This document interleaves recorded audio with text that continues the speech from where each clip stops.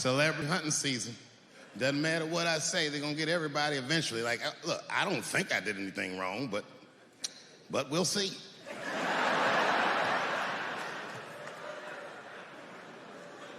They even got poor Kevin Hart.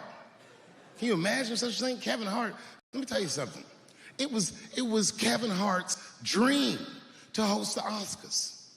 That's what he told me. And I remember when he told me, because I was thinking to myself, well, that's an awfully strange dream for an African American. Kind of nigga dreams of hosting the Oscars. Kevin did, that's who. And he did it.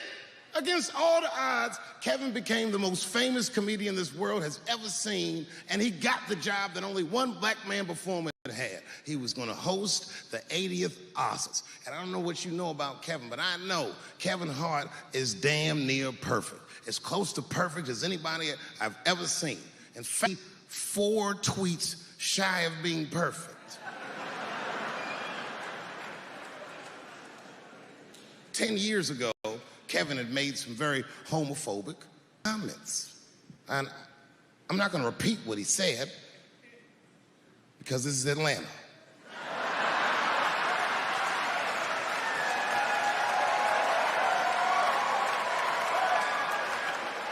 You know what I mean. I'm sure there's a lot of gay men here tonight with their wives.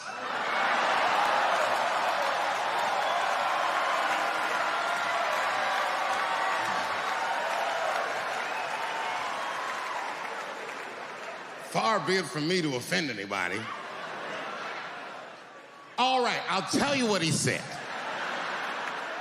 But just remember, these were not my words. These were Kevin's words. And it was a long time ago. And I'm paraphrasing because I'm not good at telling other people's jokes. Okay, Kevin said that if his little son was demonstrating or exhibiting homosexual behavior around the house, that he'd chastise him. He'd say, hey, that's gay. And then he said he would smash a dollhouse. Ooh, the gay community was furious. And I don't blame them. I got a lot of gay friends. And all of them, 100% of them, all have told me fucking horror stories about the shit they had to go through just to be themselves. Crazy, crazy stories. And in all those stories, I gotta say, not one of them has ever mentioned anything like their father smashing a fucking dollhouse over their head. Because clearly Kevin was joking. Think about it. You would have to buy this nigga a dollhouse to break it over his head in the first place. Does that sound right? Is anybody gonna do that? The gay community was upset, and then they put so much pressure on the Academy of Motion Pictures and Sciences that they went to Kevin and said, if you don't apologize to that community, then you cannot host these Oscars. And then Kevin said, fuck it, I quit.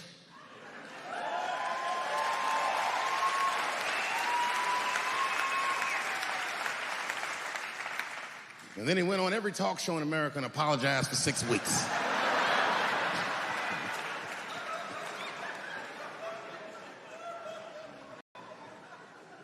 Kevin fucked up, because I've made the same mistake early in my career. This is many years ago, 15 years ago. It's when I was doing Chappelle show. There's a, thank you.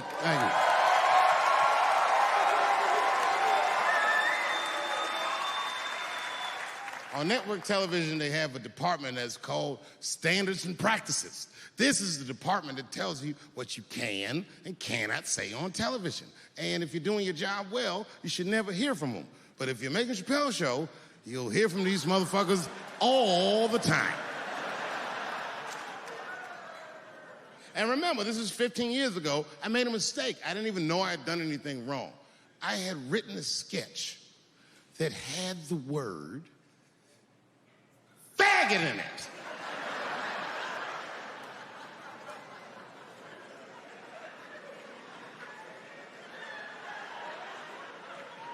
So I had to go to Standards and Practices. They called me up. I don't know why they're calling me, but I like the lady that runs the department. She's usually really fair and was one of my favorite people I've ever worked with. So she sits me down. We have a nice conversation. She tells me, oh, the sketches are great. I go, oh, fantastic. Well, then why am I here? She said, because David, there's no way that you can ever say the word faggot. Oh. I didn't know I did anything wrong. I didn't try to defend myself. I said, all right, fuck it, I'll take it out. Have a good afternoon. And as I was leaving, it occurred to me, hey, Renee, quick question. It's just a question. Seriously, I want to know, like, why is it that I can say the word nigger with impunity?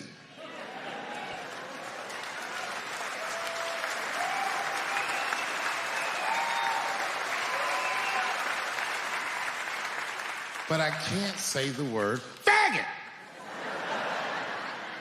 And she said, because, David, you are not gay. I said, well, Renee, I'm not a nigger either.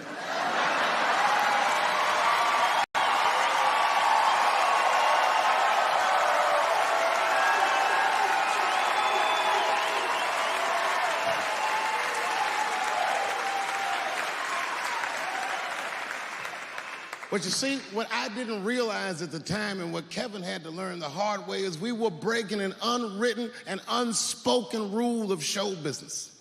And if I say it, you'll know that I'm telling you the truth. The rule is that no matter what you do in your artistic expression, allowed to upset the alphabet people. You know who I mean. Those people that took 20% of the alphabet for themselves. I'd say the letters, but I don't want to conjure their anger. It's too late now. I'm talking about them L's and them B's and them G's and the T's. People be surprised. I have friends, all kinds of letters. Everybody loves me, and I love everybody. I got friends who are L's, I got friends who are B's, and I got friends who are G's. But the T's hate my fucking guts.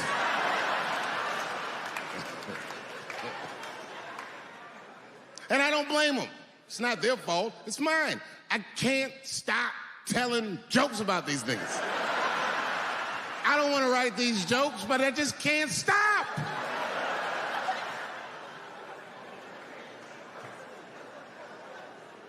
You know, you hear all those letters together all the time, LBGT, LBGT, and you think it's just one big movement. It's not. All those letters are their own together. And my guess is,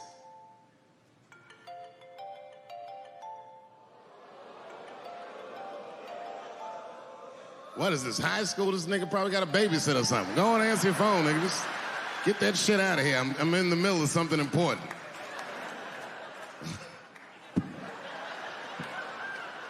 Wouldn't it be funny if we made fun of him and he was like, and he went outside like, hello? Mama's dead. Oh, no! Mama's dead.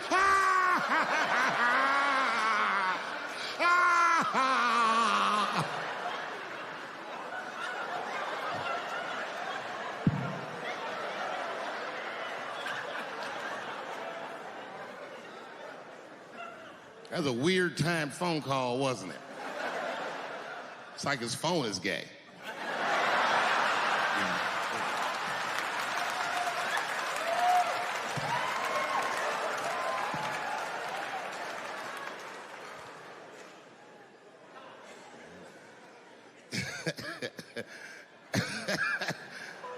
Like I was saying,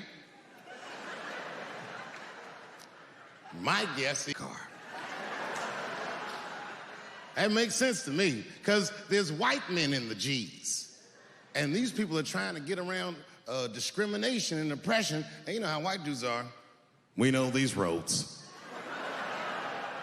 In fact, we built these roads. The rest of you buckle up. We'll get you to where you want to go. So the G's are just driving the car. Of course, next to the G's in the passenger seat is the L's. Everybody likes the L's, except for the G's. I don't know what that's about. I just know the G's don't like them that much. And the G's always say like little subliminal digs on them. It's unnecessary shit. It's not mean, but you know what I mean? They just be like, I wouldn't wear that. The only thing that breaks the tension between the L's and the G's are the B's in the back seat. That's right, there you go. Everybody scream out when you hear your letter.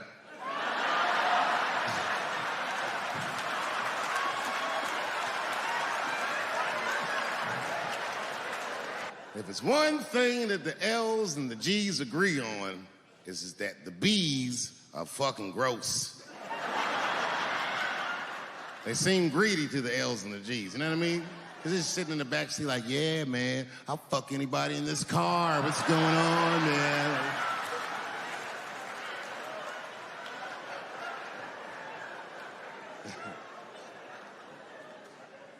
And sitting next to the B's, all the way in the back seat by themselves, looking out the window. That's the T's. Everybody in the car respects the T's, but everyone also resents the T's. It's not the T's' fault, but everyone in the car just feels like the T's are making the trip take longer.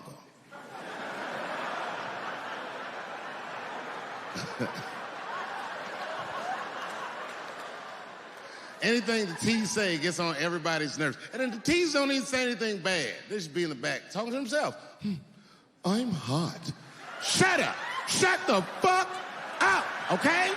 Just roll the window down, you bitch. I don't know what you... What? Can you pull over at the next exit? I need to use the restroom.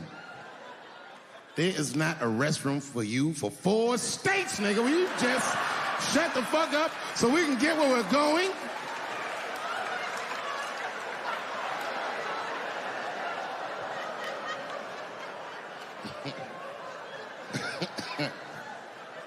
And just when that car can't get any more tense, the Q's are a hitchhiker that they pick up on the road. Some white dude in booty shorts is walking down the freeway.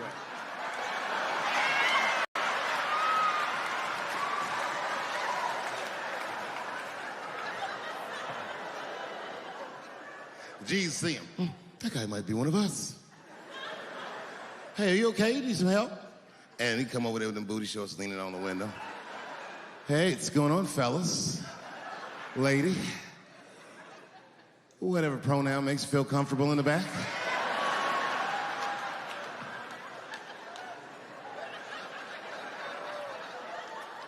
Yeah.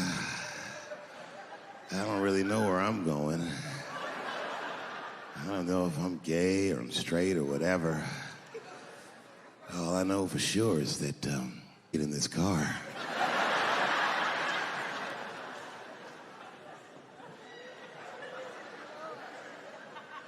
And they make him get in and sit in between the B's and the T's. I feel bad for T's, but they're so confusing. And it's not all my fault. I feel like they need to take some responsibility for my jokes. Because I didn't come up with this idea on my own.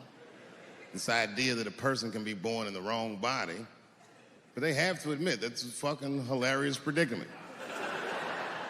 It's really fucking funny. If it happened to me, you'd laugh, wouldn't you? That wouldn't be funny if it happened to me? I think it would be. What if it did? What if I was Chinese, but born in this nigga body? That's not funny. And for the rest of my life, I had to go around making that face. Hey, everybody, I'm Chinese. And everyone get mad. Stop making that face. That's offensive. What? This is how I feel inside.